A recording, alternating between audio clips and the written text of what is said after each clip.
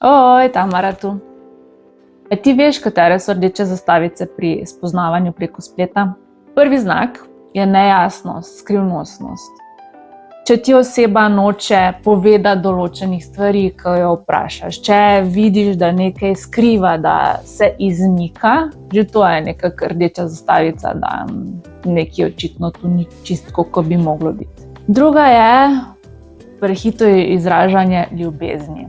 Zdaj, če nekoga komaj spoznaš, če šele izmenjata par besed, te ne more kar ljubiti in te ne more kar prositi, da se skupaj preselita. Pač to ne gre tako hitro. Tretja zastavica, ful osebno vprašanje že takoj na začetku.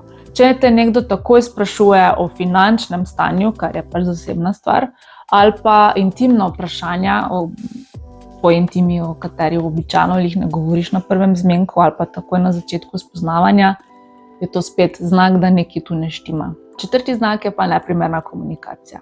Če te nekdo žali, verbalno napada, če ti govori čudne stvari, ne vem kaj, to absolutno takoj prekini vse stike in adijo. Nimaš časa za to, boš že spoznala nekoga, ki se bo znal obnašati in bo cenil tebe takšnega, kot si.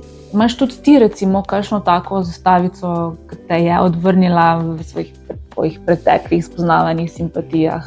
Napiši v komentarje, pa smo na vezi in se slišimo naslednjič. Čau!